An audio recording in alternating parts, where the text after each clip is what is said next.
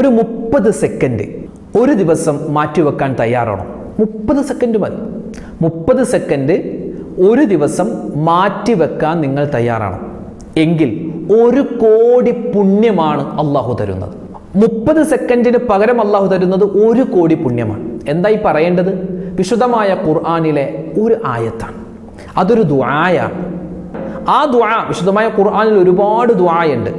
ആ ദുആകളിൽ പെട്ട ഒരു ദുആ, അത് പറയാൻ ഒരു 30 സെക്കൻഡ് പോലും വേണ്ട. ഞാൻ 30 സെക്കൻഡ് ഇച്ചിരി കൂട്ടി പറഞ്ഞതാണ്. അത് നമ്മൾ ഇൻഷാ അല്ലാഹ് മുടങ്ങാതെ ഒരു ദിവസം ഏതെങ്കിലും ഒരു സമയത്ത് നമ്മൾ പറഞ്ഞാൽ ആ പറഞ്ഞ ദിവസം 1 കോടി പുണ്യം. അതെന്താണ് കിട്ടുക? അത് അള്ളാഹു മാത്രം അറിയാം എന്താ തരുന്നത്. പക്ഷേ മുടങ്ങാതെ പറഞ്ഞാൽ 1 കോടി പുണ്യം അള്ളാഹു തരും. ഏതാണ് ആ ദുആ? എന്താണ് അതിൻ്റെ അർത്ഥം? വിശദമായി ഇന്നത്തെ ക്ലാസ്സിൽ നമുക്ക് കേൾക്കാം. ഒരുപാട് പേര് ഇപ്പം നമ്മുടെ വീഡിയോകൾക്ക് താഴെ നോക്കിയാൽ ഒരു സെക്ഷൻ കമൻറ്റ് തന്നെ എന്താ, ഉസ്താദേ വാപ്പ മരണപ്പെട്ടു, ഉമ്മ മരണപ്പെട്ടു, ഭാര്യ മരണപ്പെട്ടു, ഭർത്താവ് മരണപ്പെട്ടു, അവർക്ക് വേണ്ടിയൊക്കെ ദുആ രക്കണേ എന്ന് ഒരുപാട് പേര് ദുആ വസിയത്തുണ്ട്. അപ്പോൾ മരണപ്പെട്ട നമ്മുടെ വാപ്പ, ഉമ്മ, മാതാപിതാക്കൾ അല്ലെങ്കിൽ ബന്ധുമിത്രാദികൾ, അവർക്ക് വേണ്ടി ജീവിച്ചിരിക്കുന്ന നമ്മൾ എന്തെങ്കിലുമൊക്കെ ഒന്ന് ചെയ്യണ്ടേ? മരണപ്പെട്ടവർക്ക് വേണ്ടി ജീവിച്ചിരിക്കുന്ന നമ്മൾ ചെയ്യേണ്ട 7 കാര്യങ്ങൾ വളരെ സിമ്പിളാണ്. 7 കാര്യങ്ങൾ. ആ 7 കാര്യങ്ങൾ ഒരാൾ ചെയ്യുന്നുണ്ടോ, അൽഹംദുലില്ലാ, മരണപ്പെട്ടവർ നമ്മെ കൊണ്ട് തൃപ്തിയാകും. അള്ളാഹു തൗഫീക്ക് തരട്ടെ. അപ്പോൾ ഇൻഷാ അല്ലാഹ് ഏതൊക്കെയാണ് 7 കാര്യമെന്ന് വിശദമായി ഇന്നത്തെ വീഡിയോയിൽ നമ്മൾ പറയുകയാണ്. ഒരുപാട് പേര് ചോദിച്ചു, ഉസ്താദ് ഈ മരണപ്പെട്ട വാപ്പാക്കും ഉമ്മാക്കൊക്കെ വേണ്ടി എങ്ങനെ നമ്മൾ സലാം പറയും? ഒരു മക്ബറയിലേക്ക് കടന്നു ചെന്നാൽ എങ്ങനെയാണ് നമ്മൾ സലാം പറയേണ്ടത്? ഒരു ഖബർസ്ഥാനിലേക്ക് ചെന്നാൽ നബി സല്ലല്ലാഹു അലൈഹി വസല്ലമ തങ്ങൾ പറയാൻ നമ്മളോട് സുന്നത്തായിട്ട് പറഞ്ഞ ഒരു സലാമുണ്ട്. ആ സലാമിൻ്റെ പൂർണ്ണമായിട്ടുള്ള രൂപം ഇൻഷാ അല്ലാഹ് ഇന്ന് നമുക്ക് പഠിക്കാം. വീഡിയോ അവസാനം വരെ കാണണേ. ഇത് മറ്റുള്ളവർക്ക് എത്തിച്ചു കൊടുക്കാൻ മറക്കണ്ട. അള്ളാഹു നമ്മൾ അനുഗ്രഹിക്കട്ടെ. ആമീൻ. അസ്സലാമു അലൈക്കും വറഹ്മത്തുള്ളാഹി തആല വബറകാതുഹു. ബിസ്മില്ലാഹിർ റഹ്മാനിർ റഹീം. അൽഹംദുലില്ലാഹ് വസ്സലാത്തു വസ്സലാമു അലാ റസൂലില്ലാഹ്. ശബ്ദം കേൾക്കുന്ന പ്രിയം നിറഞ്ഞ ഉമ്മമാരെ, ഉപ്പമാരെ, അള്ളാഹു നമ്മളെ എല്ലാവരെയും അനുഗ്രഹിക്കുമാറാവട്ടെ. അള്ളാഹുവിൻ്റെ കരുണ കിട്ടിയ, അള്ളാഹുവിൻ്റെ കാവൽ കിട്ടുന്ന, അള്ളാഹുവിൻ്റെ എല്ലാവിധത്തിലുള്ള അനുഗ്രഹങ്ങളും കിട്ടുന്ന, പടച്ചവൻ്റെ കോപത്തിൽ നിന്നും കാവൽ കിട്ടുന്നവരുടെ കൂട്ടത്തിൽ നമ്മളെല്ലാവരെയും അള്ളാഹു തന്നെ നമ്മളെ ഉൾപ്പെടുത്തി അനുഗ്രഹിക്കുമാറാവട്ടെ. ആമീൻ യാ റബ്ബൽ ആലമീൻ. ഇന്നത്തെ ഈ ദിവസം അൽഹംദുലില്ലാഹ് നമ്മൾ തുടങ്ങുന്നത് തന്നെ ഒരു സ്വലാത്ത് ചൊല്ലിക്കൊണ്ടാവാം. നമുക്കൊരു സ്വലാത്ത് ചൊല്ലിയാലോ? സ്വല്ലല്ലാഹു അലാ മുഹമ്മദ് സ്വല്ലല്ലാഹു അലൈഹി വസല്ലം. എല്ലാവരും ഒന്നിച്ചൊന്ന് ചൊല്ലിക്കേ. സ്വല്ലല്ലാഹു അലാ മുഹമ്മദ് സ്വല്ലല്ലാഹു അലൈഹി വസല്ലം. അല്ലാഹുമ്മ സ്വല്ലി അലാ മുഹമ്മദ് യാ റബ്ബി സ്വല്ലി അലൈഹി വസല്ലിം. അല്ലാഹുവേ, ഞങ്ങളുടെ ഈ സ്വലാത്ത് നീ സ്വീകരിക്കണേ റഹ്മാനെ. ഈ സ്വലാത്തിന്റെ ബറക്കത്ത് കൊണ്ട് ഞങ്ങളുടെ ഈ ദിവസം, ഇനിയുള്ള ദിവസങ്ങളിലും നിന്റെ കാവൽ തരണേ അല്ലാ. എല്ലാ പ്രയാസങ്ങളും പ്രശ്നങ്ങളും നീ മാറ്റിത്തരണേ റഹ്മാനെ. ആമീൻ യാ റബ്ബൽ ആലമീൻ. ഒരുപാട് യാത്രകൾ ചെയ്യുന്ന പ്രവാചകനാണ് മഹാനായ ഈസാ നബി അലൈഹിസ്സലാം. അപ്പോൾ ഈസാ നബി അലൈഹി സ്വലാത്തു വസ്സലാമിൻ്റെ ചരിത്രം പറയുന്ന കിതാബുകളിലൊക്കെ നമുക്ക് നമ്മളെ അത്ഭുതപ്പെടുത്തുന്ന ഒരുപാട് ചരിത്രങ്ങളുണ്ട്. ഖസസുൽ അംബിയ വൽ ഔലിയ എന്ന് പറഞ്ഞ് ഞാനൊക്കെ ദർസിൽ പഠിക്കുന്ന സമയത്ത് നമ്മുടെ ലൈബ്രറിയിൽ ആ ഒരു കിതാബിൻ്റെ പരിഭാഷ ഉണ്ടായിരുന്നു. അപ്പോൾ അതിൽ ഓരോ പ്രവാചകന്മാരുടെയും ഔലിയാക്കന്മാരുടെയൊക്കെ കഥകളാണ്.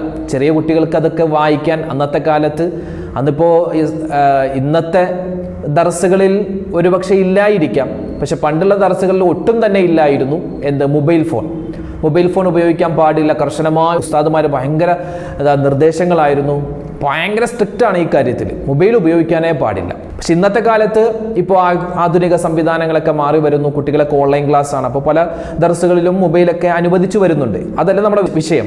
അപ്പോൾ ഈ മൊബൈലൊന്നും ഇല്ലാതിരിക്കുന്ന സമയത്ത് നമുക്ക് പ്രധാനപ്പെട്ട ഹോബി എന്ന് പറഞ്ഞാൽ പുസ്തകങ്ങൾ വായിക്കണം. പ്രത്യേകിച്ച് ഈ മുൻകഴിഞ്ഞു പോയ പ്രവാചകന്മാരുടെ, ഔലിയാക്കന്മാരുടെ, അതുപോലെ സ്വാലിഹീങ്ങളുടെയൊക്കെ രസകരമായ ഒരുപാട് നമുക്ക് ഗുണപാഠം കിട്ടുന്ന ഒരുപാട് ചരിത്രങ്ങൾ ഉണ്ടായിരുന്നു.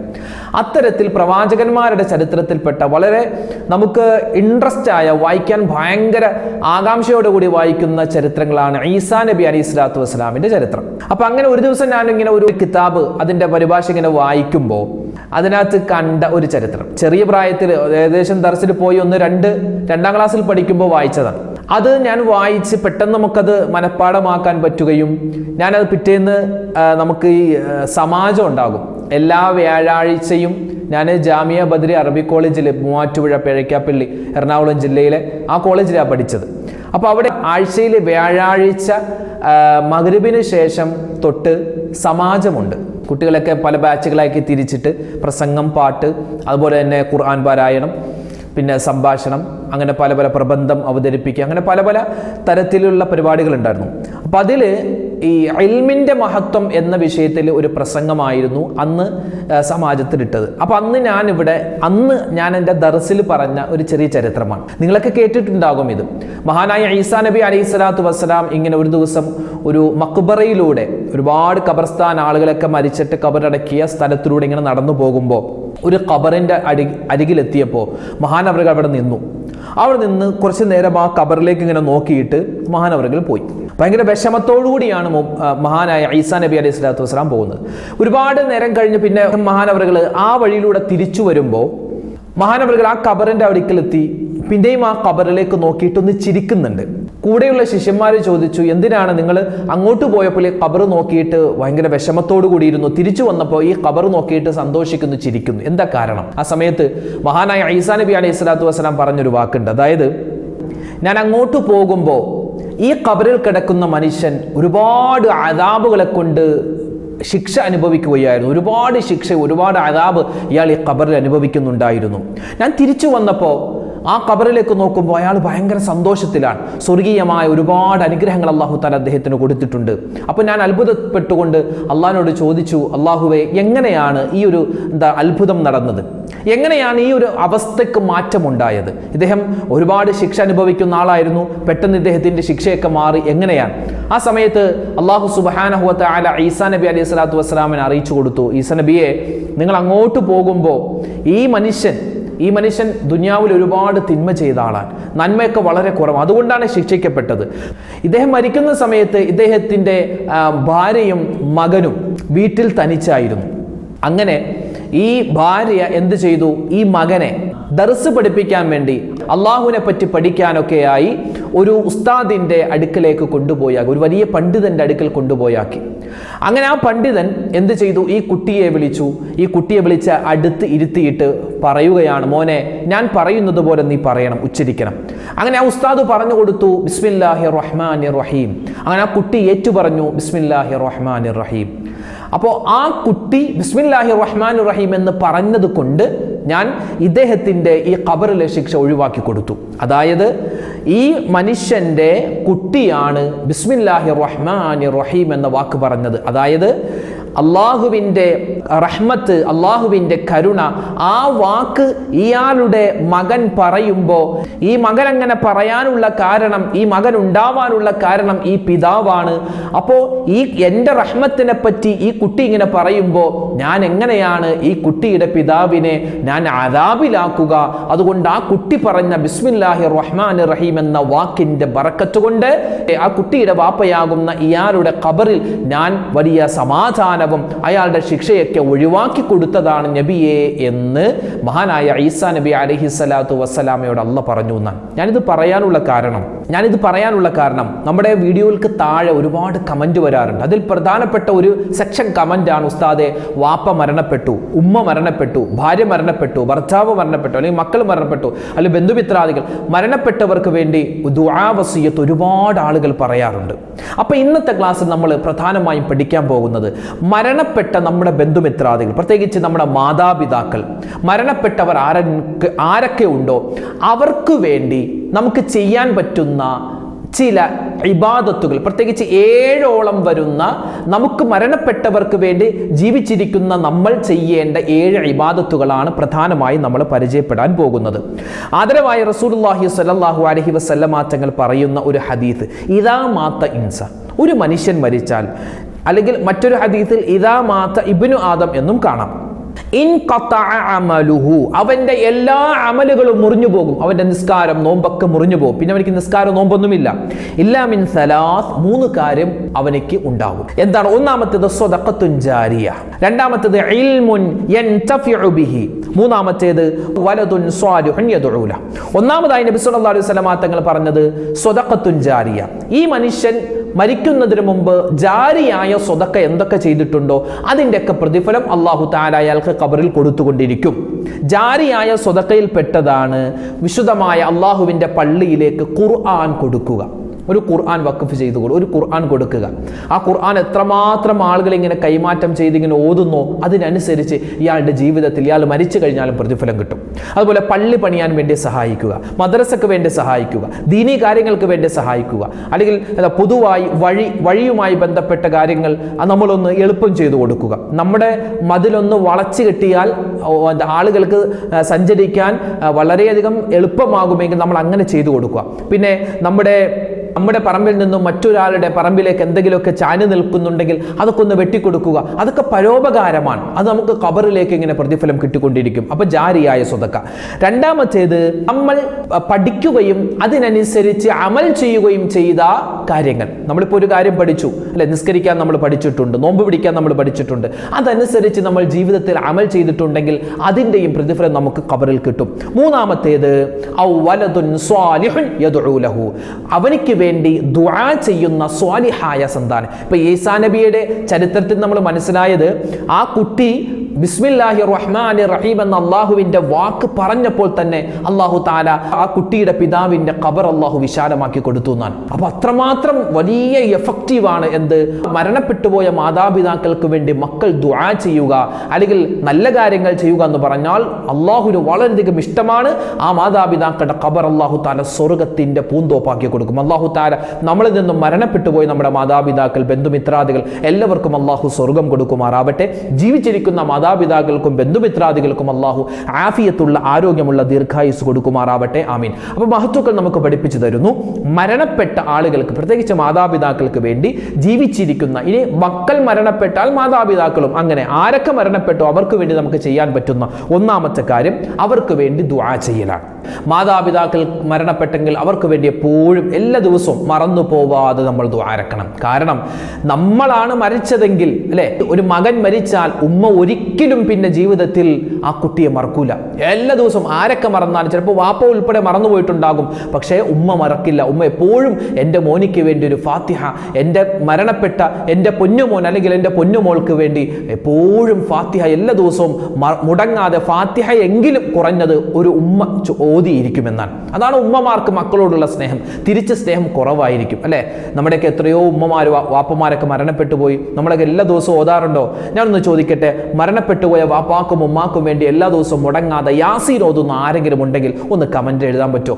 ഉസ്താദ് ഞാൻ ഓതുന്നുണ്ടെന്ന്, അൽഹംദുലില്ലാ, അവർക്ക് വേണ്ടി പ്രത്യേകം ദുആരക്കും അല്ലാഹു എല്ലാവർക്കും ഖൈർ കൊടുക്കുമാറാവട്ടെ. അപ്പോൾ മരണപ്പെട്ട മാതാപിതാക്കൾക്ക് വേണ്ടി ചെയ്യാൻ പറ്റുന്ന ഒന്നാമത്തെ കാര്യം അവർക്ക് വേണ്ടി ദുആ ചെയ്യലാണ് അല്ലെ. റബ്ബിർഹംഹുമാ കമാ റബ്ബയാനി സ്വഗീറ. ശുദ്ധമായ ഖുർആനിലുള്ള ദുആയാണ് അത്. മരണപ്പെട്ട മാതാപിതാക്കളാവട്ടെ ജീവിച്ചിരിക്കുന്നവരാവട്ടെ അവർക്കൊക്കെ വേണ്ടി നമുക്ക് ചെയ്യാൻ പറ്റിയ ദുആയാണ് റബ്ബിർഹംഹുമാ കമാ റബ്ബയാനി സ്വഗീറ. നമ്മൾ ചെയ്യുന്നത് എപ്പോഴും നമ്മൾ ദുആരക്കുന്നതാണ്. ഒരു മനുഷ്യൻ ദുആ ചെയ്യുമ്പോൾ മാതാപിതാക്കൾക്ക് വേണ്ടി അവൻ ദുആരുന്നില്ലെങ്കിൽ അവൻ്റെ ദുആ സ്വീകരിക്കില്ലെന്നാണ്. അല്ലാഹു കാക്കട്ടെ. അതുകൊണ്ടൊന്നും നമുക്ക് ഇപ്പം തന്നെ ഒന്ന് ദുആ ചെയ്താലോ?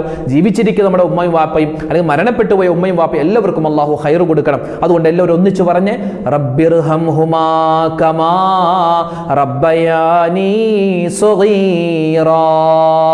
ഇനി ഒരു ദുആ ഞാൻ പഠിപ്പിച്ചു തരാം. അതായത് ഒരു 30 സെക്കൻഡ് പോലും വേണ്ട ഈ ദുആ പറയാൻ. ഈ ദുആ പറഞ്ഞാൽ എല്ലാ ദിവസവും മുടങ്ങാതെ ഒരു പ്രാവശ്യം എങ്കിലും നമ്മൾ ഈ ദുആ പറഞ്ഞാൽ നമുക്ക് കിട്ടുന്ന പ്രതിഫലം 1 കോടി പ്രതിഫലങ്ങൾ, 1 കോടി നന്മയാണ്, 1 കോടി നേട്ടങ്ങളാണ്, 1 കോടി പ്രതിഫലങ്ങൾ അള്ളാഹുവിൻ്റെ ഭാഗത്ത് നിന്നും വാരിക്കോരി കിട്ടും. ഏതാണ് ആ ദുആ? ഏതാണ് ആ ദുആ? വിശുദ്ധമായ ഖുർആനിലുള്ള ദുആയാണ്. ഏതാണ് ആ ദുആ? വിശുദ്ധമായ ഖുർആനിലെ സൂറത്തുൽ ഹശ്റിന്റെ 10ാമത്തെ ആയത്താണ്. ഏതാണ് ആയത്ത്?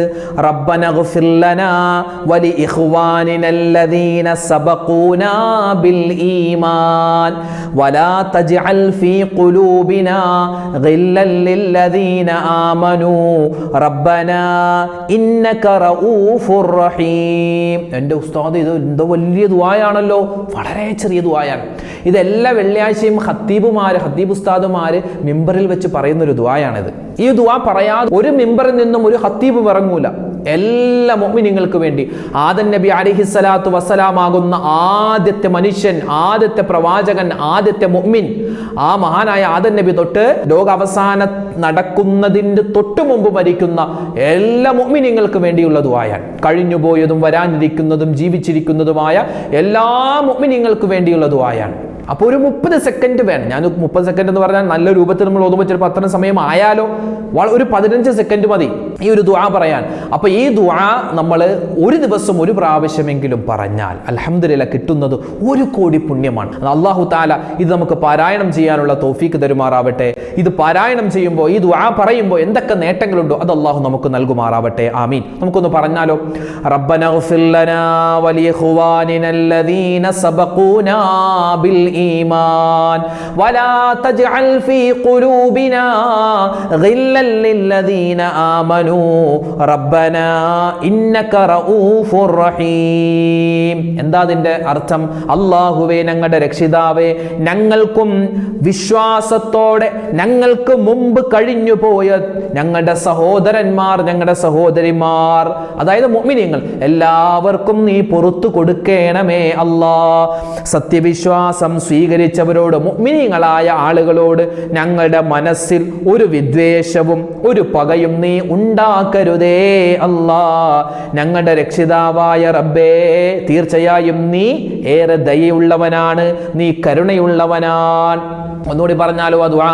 റബ്ബന ഗഫിർ ലനാ വലിഖ്വാനിനല്ലദീന സബഖൂനാ ബിൽ ഈമാൻ വലാ തജ്അൽ ഫീ ഖുലൂബിനാ ഗില്ലൻ ലില്ലദീന ആമനൂ റബ്ബനാ ഇന്നക റഊഫുർ റഹീം. ഇതാണ് ആ ദുആ. അപ്പോൾ ഈ ദുആ മറക്കല്ലേ. ഇത് നമ്മുടെ മരണപ്പെട്ട മാതാപിതാക്കൾക്കും വേണ്ടിയുള്ളതാണ്. ആരൊക്കെ മരിച്ചുപോയോ എല്ലാവർക്കും, ജീവിച്ചിരിക്കുന്നവർക്കും മരിച്ചവർക്കും എല്ലാവർക്കും പറ്റിയ ദുആയാണ്. ഈ 30 സെക്കൻഡ് പോലും വേണ്ട നമുക്ക് ഈ ദുആ പറയാൻ. അപ്പോൾ ഒന്നാമത്തെ കാര്യം, അവർക്ക് വേണ്ടി, മരണപ്പെട്ട ആളുകൾക്ക് വേണ്ടി ദുആരക്കലാണ്. രണ്ടാമത്തേത്, അവർക്ക് വേണ്ടി വിശുദ്ധമായ ഖുർആൻ, ആ ഖുർആൻ ഓതിയിട്ട് നമ്മൾ ഹദിയ ചെയ്യലാണ്. അല്ലേ? നമ്മൾ മരണപ്പെട്ട നമ്മുടെ ഉമ്മാക്കും വാപ്പാക്കും മറ്റുള്ളവർക്കൊക്കെ വേണ്ടി നമ്മൾ യാസീൻ ഓതാറുണ്ട്. അതുപോലെ സൂറത്തുൽ മുൽക്ക്, സൂറത്തുൽ ഇഖ്ലാസ്, അല്ല ഫാത്തിഹ, ഇതൊക്കെ നമ്മൾ ഓതിയിട്ട്, നമ്മൾ ഓതുക മാത്രമല്ല, നമ്മളിപ്പോൾ ഇത് ഓതിയിട്ട്, ഇപ്പോൾ യാസീൻ സൂറത്ത് ഓതിയിട്ട് നമ്മൾ ദുആരക്കണം. അല്ലാഹുവേ പടച്ചവനെ, എന്താ ഇതിൻ്റെ പ്രതിഫലം, ഞാൻ ഓതിയ സൂറത്ത് യാസീനിൻ്റെ പ്രതിഫലം എൻ്റെ മരണപ്പെട്ട എൻ്റെ ഉമ്മാക്ക് നീ കൊടുക്കണേ അല്ലാ, എൻ്റെ മരണപ്പെട്ട എൻ്റെ വാപ്പക്ക് ആ പ്രതിഫലമായി നീ കൊടുക്കണേ അല്ലാ. അങ്ങനെ നമ്മൾ ദുആ ചെയ്യുകയും കൂടി ചെയ്താൽ ഇൻഷാ അല്ലാ നമ്മൾ ഓതിയ ഖുർആൻ ആയത്തിന്റെ സൂറത്തിന്റെ പ്രതിഫലം ഒട്ടും കുറയാതെ അവർക്കും അതിന്റെ പ്രതിഫലം കിട്ടും, ഓതിയ നമുക്കും അതിന്റെ പ്രതിഫലം കിട്ടുന്നതാണ്. മൂന്നാമത്തേത്, ദിക്റുകൾ പറയുക. ദിക്റുകൾ പറഞ്ഞിട്ട് നമ്മൾ ആ ദിക്റിന്റെ പ്രതിഫലം എൻ്റെ ഉമ്മക്ക്, എൻ്റെ വാപ്പക്ക് നീ കൊടുക്കണേ എന്ന് നമുക്ക് ദുആ ചെയ്യാം. നബി സല്ലല്ലാഹു അലൈഹി വസല്ലം തങ്ങൾ ഒരു മഖബറയിലൂടെ നടന്നു പോകുമ്പോൾ ഒരു ഖബറിൻ്റെ അരികിലേക്ക് എത്തി. എന്നിട്ട് നബി തങ്ങൾ സ്വഹാബിമാരോട് പറഞ്ഞു, ഒരു പച്ച